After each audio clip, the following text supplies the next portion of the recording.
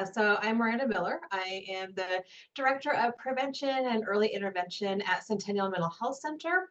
We are one of the community mental health centers across the state of Colorado. We serve the 10 counties of Northeast Colorado. So I'm in a rural area with a smaller population and lots of miles to travel. We do school-based prevention, community-based prevention, and some early childhood work as well. Awesome. Thank you so much for sharing that. So I'm curious, how does your work in prevention kind of interact with the CCPS credential? Does it afford you any specific skills or knowledge that you utilize a lot, or just kind of how does that interact? It really does. I think the big thing about it is that we want to make sure that our communities, those that we interact with, whether they be from agencies, just general community members, from school-based staff to youth, have the most up-to-date relevant information in front of them.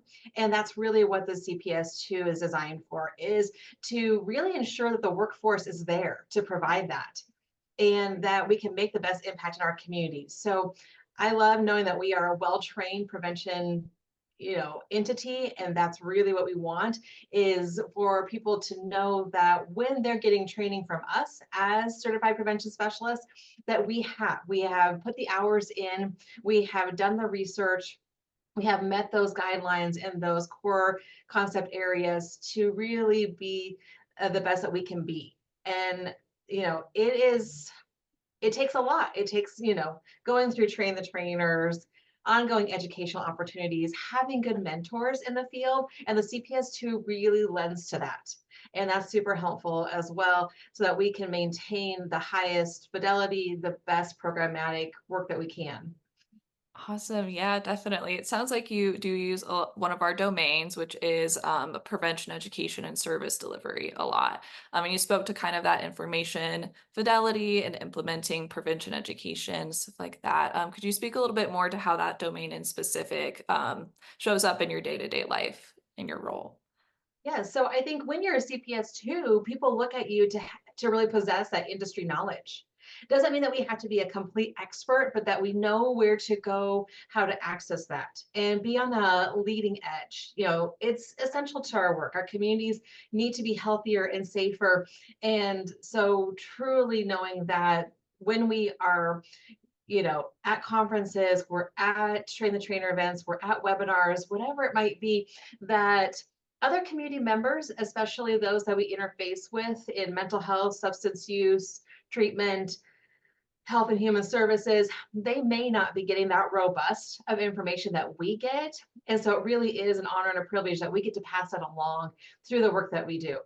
And I mean, really, the goal is to have providers, whether it be CPSs or those that we're training, to be more ready, willing, and able to do the work that they do. And that does require lots of training, whether it be that we're receiving training as a CPS2 or that we're providing it. Awesome, wonderful. Thank you so much for sharing a little bit about your experience with this credential and your work out there in the field. We appreciate the work you do so much. Is there any last thoughts you have for anyone who is applying currently or looking at applying at the CCPS?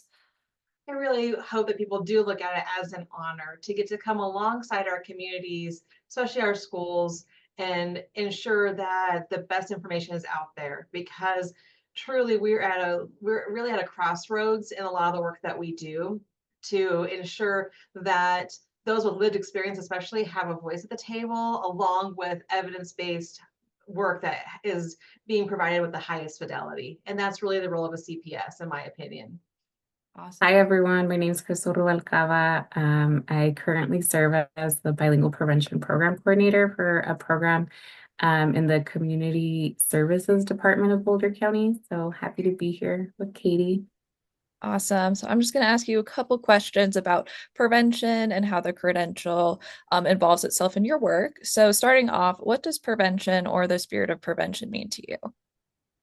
Yeah, to me, the spirit of prevention is about coming together as a collective to address the challenges that affect our community. It means every agency, nonprofit, government entity, and community member playing a role in building a well-informed, well-resourced, and empowered community. It calls for those directly impacted by substance use and behavioral health challenges to have a voice in shaping the solutions that best support them. And most importantly, it recognizes that any issues affecting our community is a shared responsibility and that meaningful change is possible when we unite, collaborate, and share our resources and knowledge. Awesome. Thank you so much. So I'm curious, how has the CCPS credential impacted your work as a prevention professional? Yeah, I began my role as a prevention program coordinator in January 2023, and I earned my CCPS credential in December of 2024. So throughout this journey, I played a key role in creating, supporting, and participating in the Pathways to Prevention program, or the P2P program, which was an initiative designed to provide financial assistance as well as guidance to individuals pursuing their CCPS credential. Currently, 6 participants are preparing to take the CCPS exam this spring, including 5 bilingual bicultural community champions. So as an emerging prevention professional, this experience, culminating in earning my credential, has really deepened my knowledge, strengthened my skill set, and enhanced my connection to both my role and the communities I serve. Awesome. That's wonderful. It sounds like planning and evaluation plays a role in your work. Could you go more into detail on how that specific domain shows up in your work? Yeah, the planning and evaluation domain is integral to our work, particularly in collaborating with nonprofit partners to implement effective and culturally relevant evidence-based prevention programs for parents and caregivers across the county. We offer curricula like Dare to Be You, Active Parenting, and Circle of Security in both English and Spanish, and then using pre and post surveys to track participant growth. This data reported to the state helps us assess program impact and refine our approach.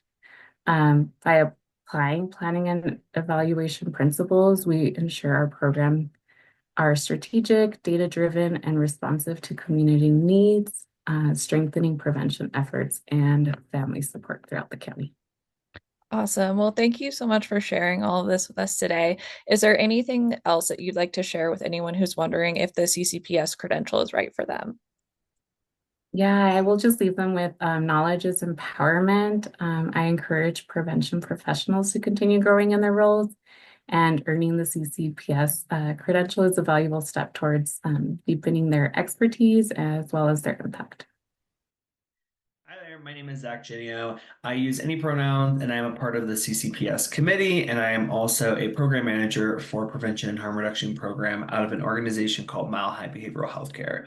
And I'm going to talk to you about how the communication domain relates to my work as a prevention specialist, as somebody working in the prevention field, and kind of why this certification has been so beneficial for me within that aspect. So one of the domains when it comes to prevention work is communication. And that domain includes everything kind of the surrounding that idea of communication. So how we share information with others, how we effectively listen, how we effectively communicate, for lack of better words. And so for my line of work, a large part of the way that my prevention programming kind of exists is looking at how we can share overdose prevention, infectious disease prevention with folks across different identity groups, across different communities in ways that is culturally competent and in ways that actually effectively shares that idea, those topics, those issues. So throughout the trainings required and that I've done to kind of gain this certification and be a part of this community, I learned a lot about how we can effectively share that scientific information, how we teach media literacy, advocacy, and social marketing in a way that effectively communicates what needs to be done. We live in a world where everybody is plugged in onto their phones. Social media is a part of our lives. We are all consuming different information all the time. And so how do we make sure that our information is shared properly with people so that people hear it, listen to it, and understand it and really digest it, right? So we've been able to grow in a lot of our marketing programs and techniques so that we've been able to share some of these really important concepts with people. And that's been really helpful because of a lot of the trainings that I did in preparation for sitting for the exam. When it comes to communication, I've also grown a lot in my public speaking through this. And so that's a very key and crucial part, whether it's speaking in front of large groups, doing presentations and trainings for people. Maybe it's facilitating trainings in groups, right? Where you're working one-on-one or in small groups with people. All of those, when it comes to communication, are incredibly important as a prevention specialist. We're working with sometimes really large groups up to hundreds of people. Sometimes we're working with small groups teaching a tinier team or community about important topics. And so being able to sit in those rooms and navigate that and effectively facilitate a class, a course, whatever it might be, is so critical when it comes to prevention work, because we know that education is such a key component. And so when we're communicating, when we're leveraging our ways to share that information, we are educating and therefore helping improve outcomes in whatever specific areas of focus that we're looking at. So a lot of that's really amazing and important. And so if this is something where you're listening and you're like, I kind of want to learn more about how I can improve my communication skills, how that fits in with the prevention work that I'm doing or the prevention work I hope to do, definitely want to kind of recommend that you look into pursuing this credential. When you pursue it, again, you're not only going to gain a title, but you're also really stepping into a community where you can make a real difference, right? Prevention work is so important, whether it's that upstream prevention all the way down to harm reduction work, where I find myself a lot more. The skills and knowledge that you're going to acquire through these courses is so beneficial, and it's going to help you tackle some of these really big, dynamic, emerging, and pressing topics in a way that is evidence-based, in a way that effectively targets the issues that we're facing today, right? Whether it's substance use, mental health challenges, and everything in between. Not to mention, you're also going to join a group of dedicated professionals who are also committed to this prevention work. Every time that we are taking this step together, we're growing in ourselves. We're also helping grow in our community, right? And so you can take that education and apply it directly back into the community. I can talk about my experience firsthand. After going through this process, I have really been able to take everything that I've learned and have a direct application of it. I know that's something when we look at like education, courses, trainings, things like that, it's kind of that so what, right? How does this actually help my work? This is one of those credentials that really directly applies. Like the things that I've learned, again, in this communication domain have directly applied. I've taken them into the office the next day, into my work the very next day, and applied them and seen how they've impacted in positive ways all of our programming. So if you're passionate, and if you're just as passionate as we are here at COPA when it comes to prevention, and you're ready to start to be that catalyst for change, then we encourage you to start your application today. The journey may take a little bit of effort, but trust me when I say the impact that you're going to have as a certified prevention specialist is going to be worth every single bit of it. So let's make a difference together. Apply now and become a leader in prevention here in Colorado. Hello, my name is Phil Cruz. I currently work for Crossroads Turning Point in Pueblo, Colorado. I am a certified prevention specialist 2 and have been for the last 12 years. I also have a background in psychology and family development. I'm also certified as an addiction technician, and I have a passion for prevention, and that's one of the reasons why I'm making this. I'm also serve as a chairperson of our COPA committee team, and I've been doing that for the last 2.5 years. I want to talk to you today about the domain 4 as community organization. It's also found in your candidate guide for IC and RC prevention specialist booklet. And so I just want to kind of give you some ideas on how to be able to fulfill your obligation to this domain. So it's going to really speak to the level of participation in your community implementing prevention.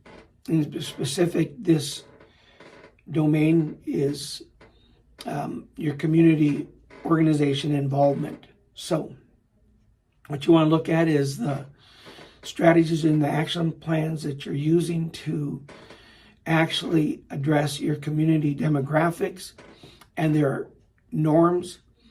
In other words, how you're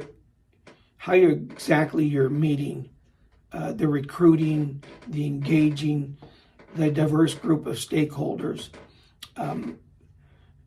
If you also look at your community sector, you want to explain how you understand and represent the perspectives of your demographics and norms in your community.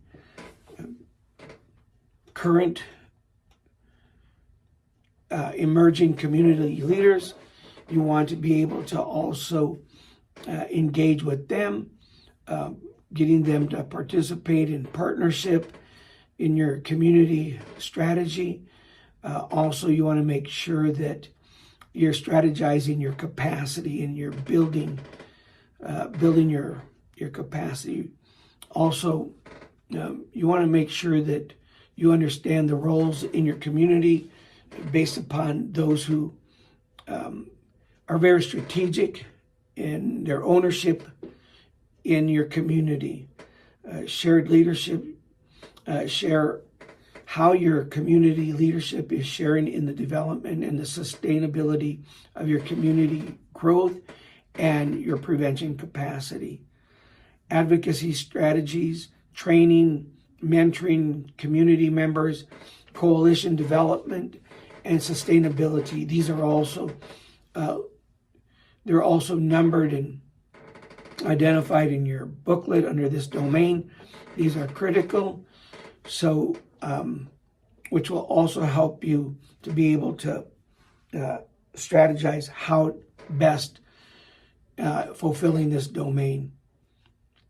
Next, you want to utilize negotiation and collaboration strategies to build sustained alliances with other service providers. Once again, your understanding of this best measures your collaboration in building sustainability strategies in your community through alliance and partnership with community stakeholders.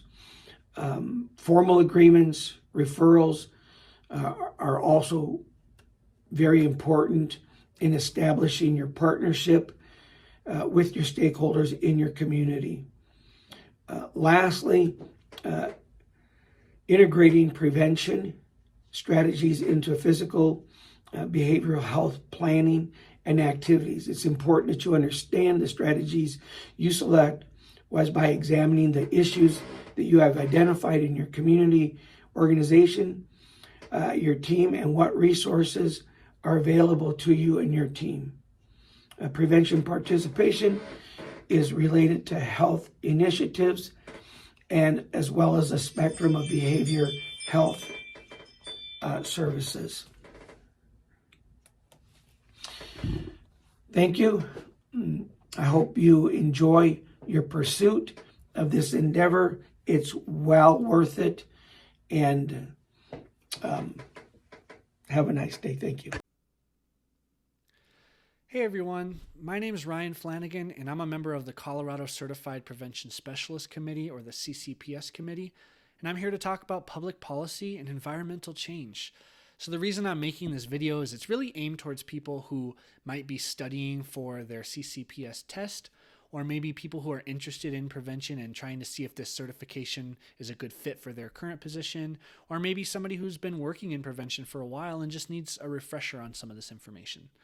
So before I get started, a little bit of background on myself. I'm a certified prevention specialist for a nonprofit organization, and we really focus on preventing youth substance use. So you might hear me use examples around like alcohol or tobacco products or things like that. But this is not limited to that. This is information that can be useful in any sector of prevention. So to get started, I want to make sure we have a clear definition of environmental change or environmental strategies, because I think when a lot of people hear that, the first thing that comes to their mind is like going green or saving the rainforests, things like that. And those are important, but what we're really talking about in prevention when we say environmental change is we're talking about efforts to change or influence community conditions.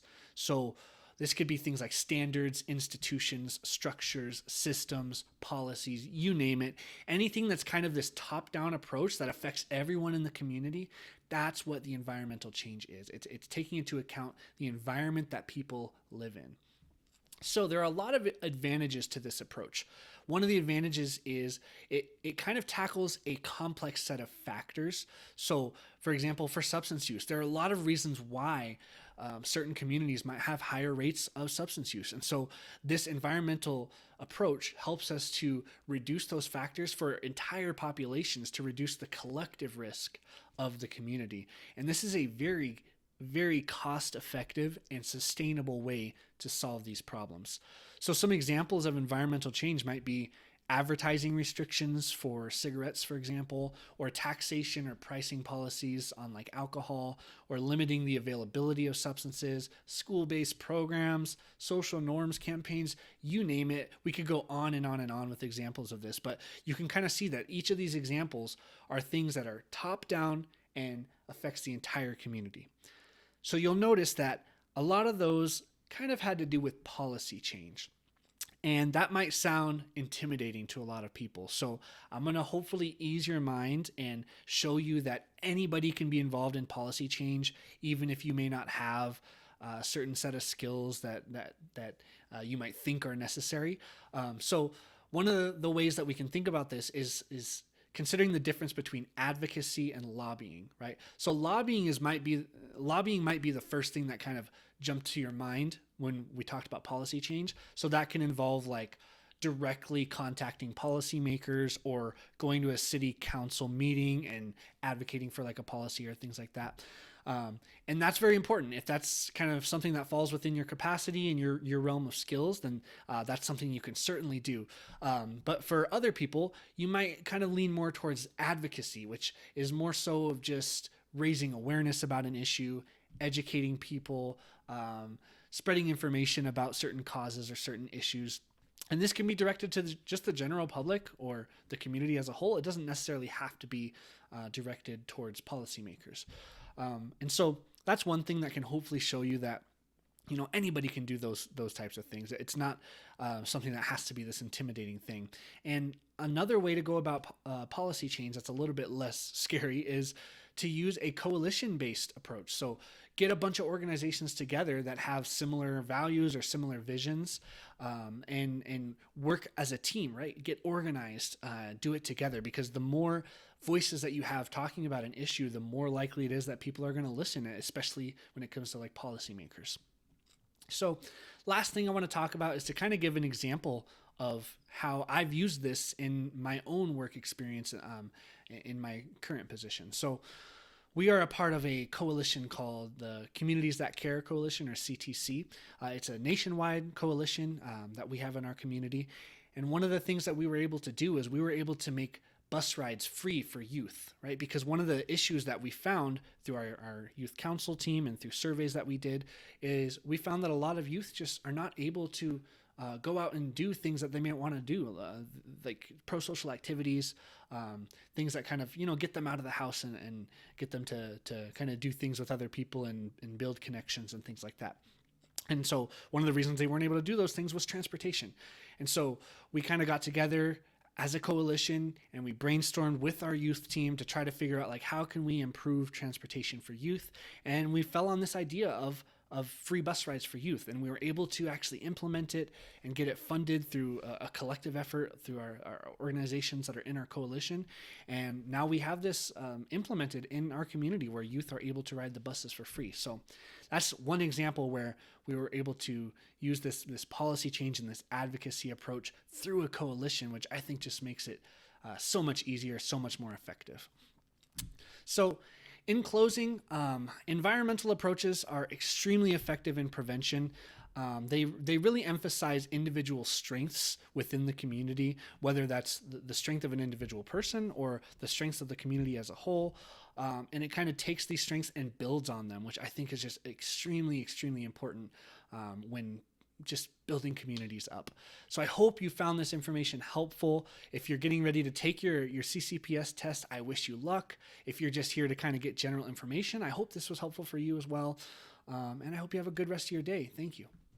My name is Michelle Hartel. I serve as the Executive Director for Mountain Youth.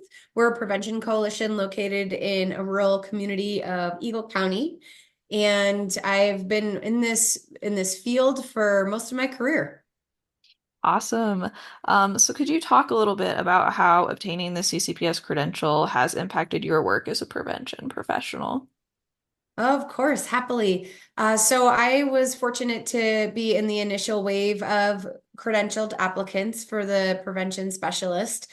And so got to work with colleagues around the state in helping to build the credential and understand what sort of training and learning would be most valuable. I would say overall for the prevention specialist credential, the biggest benefits I've recognized have been boosting awareness about and belief in the prevention field as a career pathway and as something really impactful on a community level.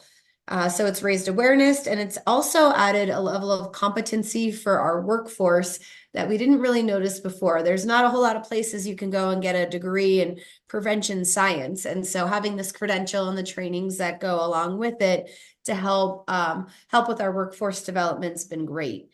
And then on a more personal level, the growth that I've gotten to plan for and continue that is built into the credential has been really valuable. Fortunately, my organization at Mountain Youth supports professional development in a big way. And having the recertification process with required hours every few years helps make sure that for me and for others with the credential, we do stay up on our trainings and our learning, really always maintaining a level of curiosity. Awesome. Thank you so much for sharing that great insight.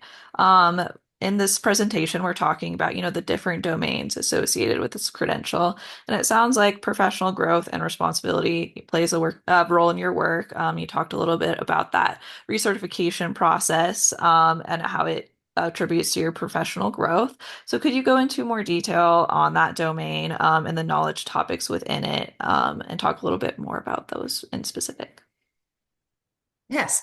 So the professional growth and responsibility domain includes a whole bunch of different areas for applicants and those with the credential to maintain learning around and growth around. And I'll point out those key areas and speak a little bit about how meaningful I think they are for myself and in the field.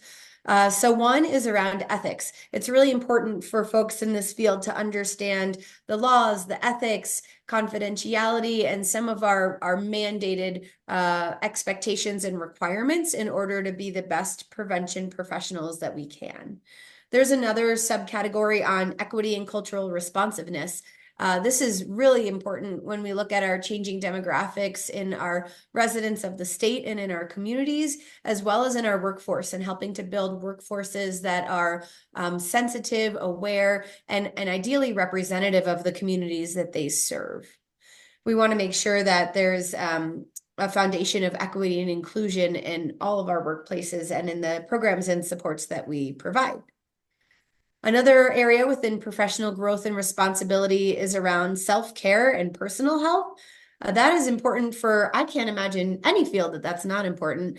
So I think that getting to learn about and work with others that are in our field around taking care of ourselves, having a work-life balance, maintaining our personal health, including stress management, is really important because we don't want to burn out. We don't want folks in our field or in our workplaces to burn out. We want to attract and retain great folks into the prevention field, and we want to make sure that they can stay engaged and stay healthy so that they continue to provide great opportunities for prevention.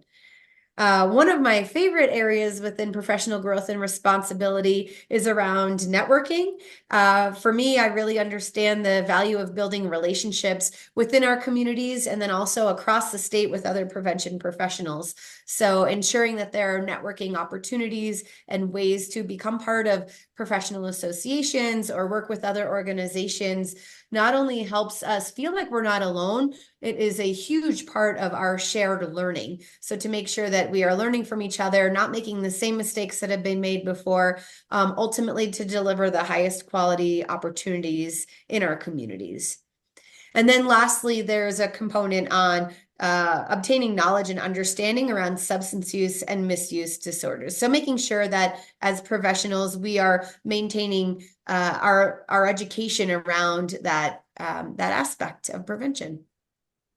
Awesome. Thank you so much for sharing your experience, your insights, and from your expertise with us today. Are there any final thoughts that you have for individuals who are considering if the CCPS credential is right for them?